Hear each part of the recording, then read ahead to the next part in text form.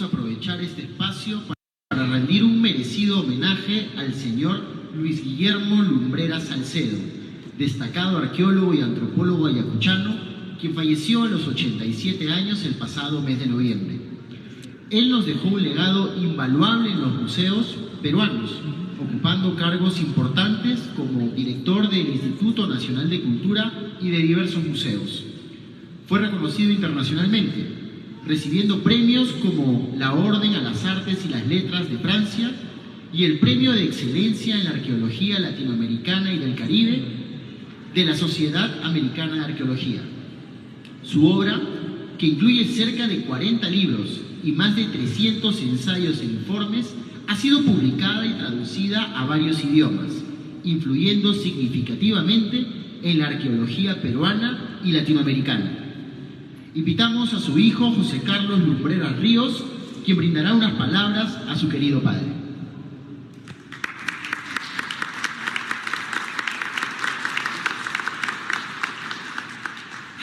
Buenas noches a todos.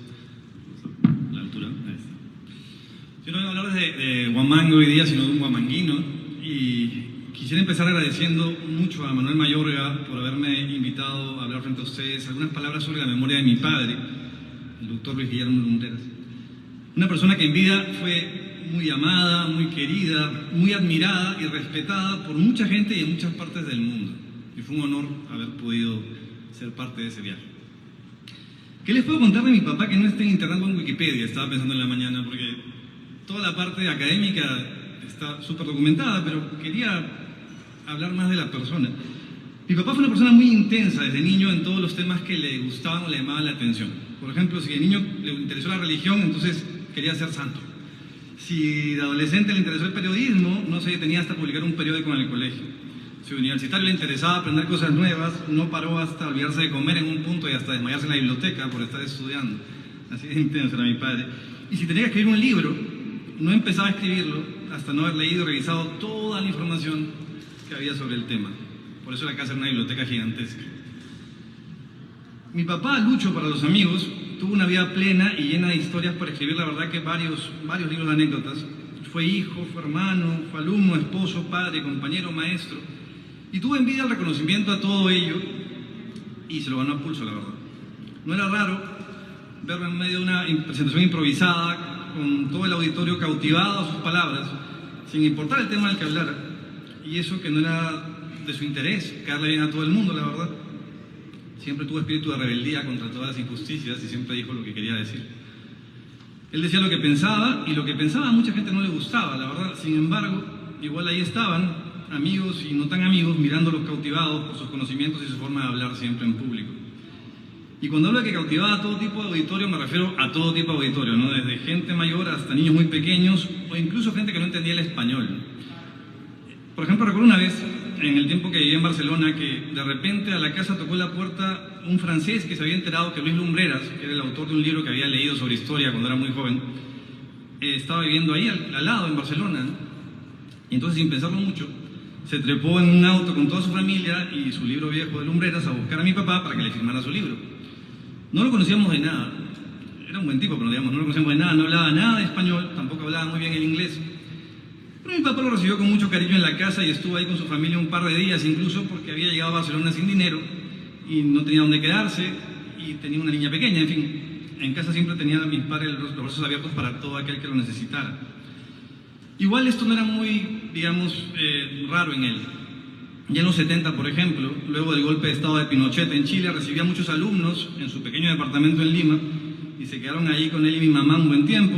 Eran alumnos que había conocido quizás en una charla o eran amigos de amigos. Y es que el tema de dar la mano a los demás siempre es algo que lo movió. Ya sean familiares, amigos, alumnos, conocidos o no tan conocidos, siempre quiso darle la mano a todo el mundo. Entender que no vivimos solos, que somos parte de un proceso mucho mayor generado por muchos otros y que a su vez nosotros aportamos en generar condiciones para los que vendrán después, es algo que siempre lo tuvo claro y algo que en un mundo individualista como este no era muy bien recibido por algunos. Por ello entiendo también su forma de ver la arqueología no como algo enfocado solo en lo monumental, sino como parte de un proceso que nos permite entender mejor el pasado para mejorar las condiciones del presente y del mañana. Y acá me van a disculpar mis amigos, queridos arqueólogos, si es que digo alguna pachotada, porque yo no soy arqueólogo, y mis conocimientos del tema, la verdad, se centran más en haber oído hablar a mi padre y sus amigos, hablar de arqueología por años, pasarme la infancia entre huacas y conferencias, y alumnos que pasaban a diario por la casa, o el equipo del Instituto de INDEA, que eran parte de nuestro día a día, gente maravillosa todos ellos, y que son parte también de mi ADN. Yo fui parte de la segunda mitad de la vida de mi papá. Soy el menor de 6 hijos, y me tocó vivir con él temas como cuando tuvo que irse a vivir fuera del Perú por 10 años, por el tema de la crisis económica y porque sus ideas políticas no eran, digamos, del agrado de quien estaba en el poder en ese entonces. En ese tiempo recibió el premio Humboldt en Alemania y tantos otros premios y logros, pero para él fueron 10 años muy duros porque se sentía alejado del Perú, incluso llegando a pensar por ratos que la gente lo había olvidado. Equivocado estaba, claro. Regresó en el año 2000 y no paró los siguientes 23 años de su vida. Volvió a ser director del Museo de Pueblo Libre, museo al que décadas atrás había transformado. Fue por años director del Instituto Nacional de Cultura, acá estaba su oficina. Realizó proyectos y planes maestros para distintos sitios, escribió muchos libros, dio clases, charlas en muchos países, fue tentado más de una vez por partidos y políticos, a los que rechazó, por suerte, e intentó aprender a usar bien el Zoom mientras daba charlas virtuales en los últimos años de su vida para distintos medios. No paraba, mi papá. Su último libro sobre el Imperio Wari lo terminó de escribir con la ayuda editorial de mi hermana meses antes de partir. Aunque lo de partir es un decir, ¿no? Porque aquí estamos hoy día hablando de él y su legado sigue vivo y creciendo en nuevos estudiantes de arqueología y ciencias sociales en varias partes del mundo. Está vivo, en cierta forma. Ahora, ¿cómo logra una persona hacer tantas cosas en la vida y además estar centrado en sus ideas y sus principios? Porque suena fácil, pero no lo es tanto. Desde mi punto de vista como hijo, hay algunos pilares que creo que le permitieron lograr esto, y con esto voy terminando lo que les quería contar. Uno fue su disciplina. Mi papá era muy disciplinado para trabajar, y ni el ruido ni los problemas los sacaban de sus investigaciones y de sus libros y de sus escritos. Dormía muy poco, y aunque viajaba mucho, hacía poco turismo porque se la pasaba leyendo y escribiendo en los hoteles. Otro tema fue el apoyo de mi mamá, que le daba un cable a tierra de vez en cuando y que al ser también arqueólogo entendía sus teorías, pero de paso le ayudaba a socializar un poco más de lo que él podía haber socializado solo, porque como buen intelectual, muy sociable tampoco no es.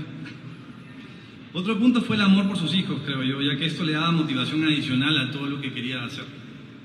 Si bien por crianza él no era una persona muy afectiva físicamente, digamos, me queda claro que nos amó a los 6 incondicionalmente y cada logro nuestro lo llenaba de alegría y cada golpe que nos dio la vida lo sentía como suyo. Y esta figura paterna además era tan fuerte que igual abrazaba a otros que no eran sus hijos de nacimiento, digamos, pero sí de corazón. Fue muy paternal con mucha gente lo recuerda de esa manera. Y hay otro tema de amor que lo mantenía con pies en tierra y motivado mucho, y ese era su amor justamente por Ayacucho, por Huamanga. Antes que peruano, mi papá se consideraba ayacuchano y buscaba dejar en alto el nombre de Ayacucho en cada lugar donde estaba. Sus colores, su historia, sus sabores, su gente. Ayacucho estaba en el mismo nivel que Barcelona, Río, Obón, o incluso superior a ello, y por encima de Lima, sin duda, también. Amaba Ayacucho. Por eso cuando Manuel Mayorga me invitó a hablar en este evento puntualmente, que hace el Club Huamanga y que conmemora la fundación de Huamanga, y es un homenaje a mi padre, la emoción fue muy grande.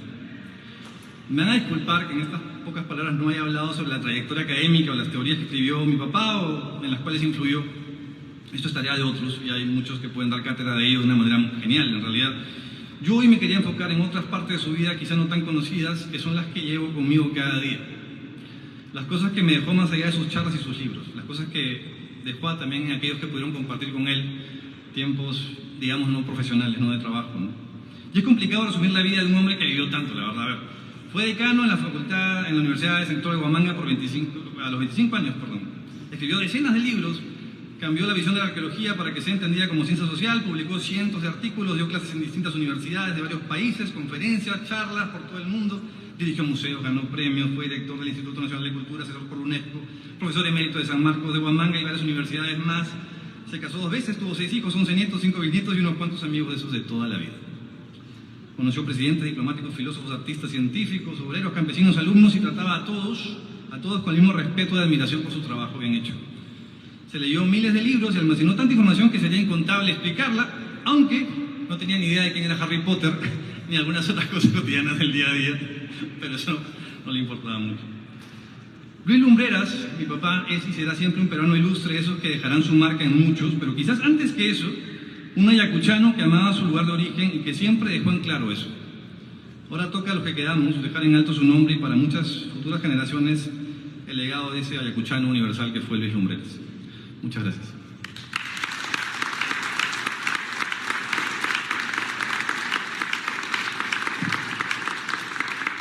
Muchas gracias, José Carlos, por presentarnos a Lucho, el hombre más allá del profesional, del arqueólogo, del investigador. Así que les pido fuerte las palmas para el arqueólogo y antropólogo ayacuchano Luis Lumbreras. Lucho.